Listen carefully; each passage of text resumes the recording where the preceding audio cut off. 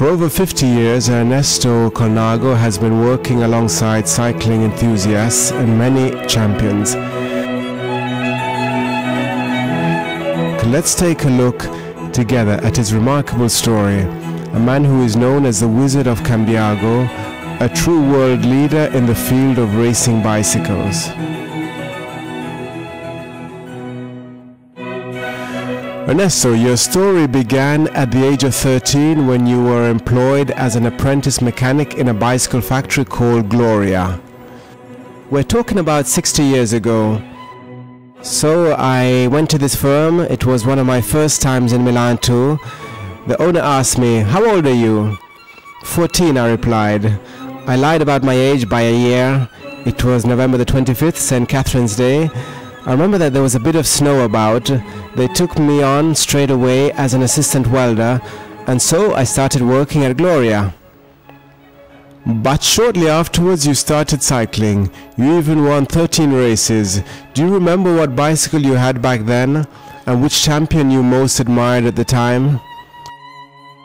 Well, we actually built the bicycle at the factory there at Gloria. Basically around that time there were the famous Garibaldina bicycles, and of course I had a Garibaldina, the same type of bike that Ezio Cecchi came second with in the Giro d'Italia behind Bartali. I had a bike made to suit me. It would have been much too much to say custom built in this day and age. They gave me a bike with a very low saddle, but anyway, I raced with a Garibaldina and I won a few races. Then I had another made to measure bike. The make was Lampo. During the last few years of my cycling career, when I had understood a bit more about measurements, etc., I made another bike called Lampo. The cyclist I admired most at the time, you know, when I was young, my role model was a boy who was a Lombard champion. He was called Giorgio Albani. And seeing as I was born in 1932 and he was born in 1928, he was older than me by a few years. I had a lot to learn and I used to follow him in the races. Then I was lucky enough to come across other cyclists when I was out on my bike. Adolfo Leoni, not forgetting how lucky I was to get to know Fiorenzo Magni just around that time. Well, that was the best thing really. Some years later you had to stop because of a bad accident during the Milan Busseto race. The end of a career.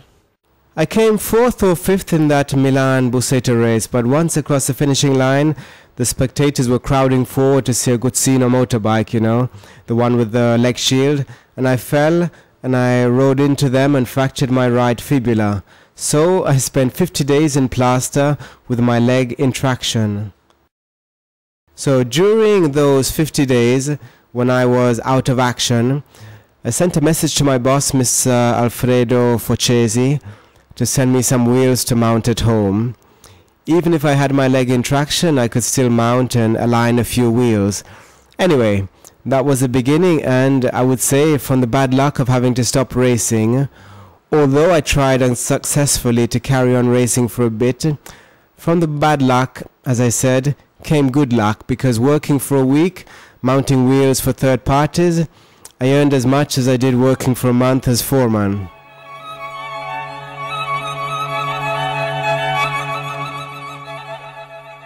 But the turning point came when Magni asked you to work at the Giro d'Italia, where you demonstrated all your skills in the world of professional racing.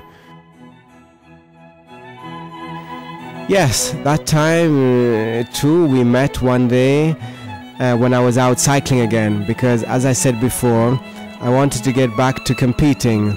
There were only 4 or 5 days left before the Giro d'Italia. There was Magni, Albani, Donato Pia. Magni had problems with leg pains because of his new bike. I must explain that back then it wasn't like today when the pedal cranks have 2 precise square slots. but there were two chiavelle, and you needed an artisan able to file them so that the two pedal cranks would line up. So I said to Magni, and I used to address him formally with lei, "Do you know why your leg hurts, Fiorenzo?" "I think it's because you've got a bent pedal crank." We talked about it a bit, and then we went to my little shop, to my workshop where I worked for third parties. I sorted out his chiavetta and everything, and Magni's leg pain went away. The day after, he sent me a masseur saying to him, "Tell Ernesto if he wants to come to the Giro d'Italia, he should come by tomorrow." The official mechanic at that time was Faliero Masi.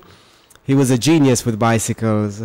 Magni told Vigorelli to see me 2 days before the Giro d'Italia. I went with my motorbike to see him, and he asked me in Tuscan dialect, "What are you able to do?" And I said, "I know a bit about everything." He didn't believe me, seeing as I was in my early 20s. He said, "There are a few wheels that need mounting." "How many are there?" "Ah, you need to work all night." In fact, there were 25 wheels to mount. It was 10 o'clock in the morning. By 5 o'clock in the afternoon, I had mounted and aligned 25 wheels. And that was how it started.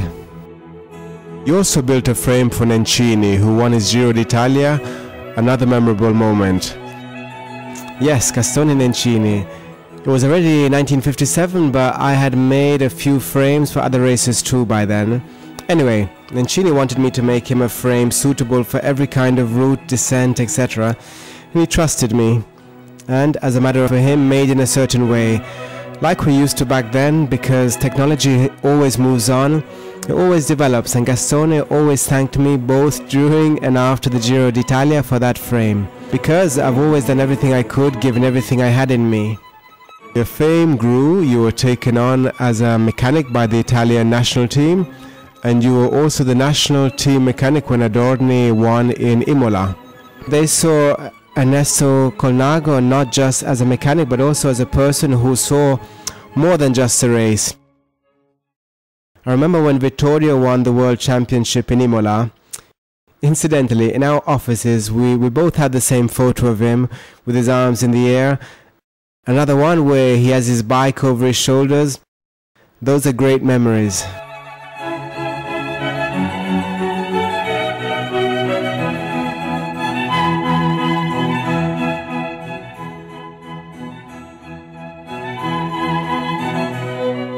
You won the Giro d'Italia with Motta. There's something I'd like to say about Gianni Motta, who is like a son to me. An ex-racing cyclist introduced him to me saying, "Give him a hand, he'd like a bicycle, even a second-hand one." I saw this boy, he looked Belgian to me with curly hair, you know, but you could see he had character. Anyway, I let him try out a bicycle and he said to me, "Well, if you could get it ready for me by this evening, I can go and visit my grandma." "Where does your grandma live then?" "In Premeno." "What do you mean, Premeno? It's 130 kilometers from here." That's nothing, I usually go there by bike." So you could see straight away that he had character. Gianni Motta was like my first creation. I followed him. I took him to a professional level and a lot more, his wedding, etc. But then you won the Sanremo race with Dancelli. Dancelli, well, it had been ages since an Italian had won that race. It was a great triumph. I remember that Giorgio Albani was driving the car. Next to him sat Pietro Molteni and then me with a bicycle over my shoulder, and we were shouting, "Ale Michele! Ale Michele!" And so we won the Sanremo race through the laughter and tears. That race seemed jinxed for the Italians at the time, and that was when the famous trademark Asso di Fiore was created. On the way back, and remember back then no one stayed overnight, you know, money was tight, you would leave, have a snack and then come back. And I stopped off at Iguelia, where I came across Bruno Raschi, who was typing on his typewriter. He said hello and then, "I'm writing the In Fiore Bicycle 1. He finished writing and we chatted about this and that, and he said, "Why don't you create a trademark?" I went home, and to cut a long story short, the trademark with Asso di Fiore, the Ace of Clubs, was registered within a week, which went on to bring us so much good luck in life. But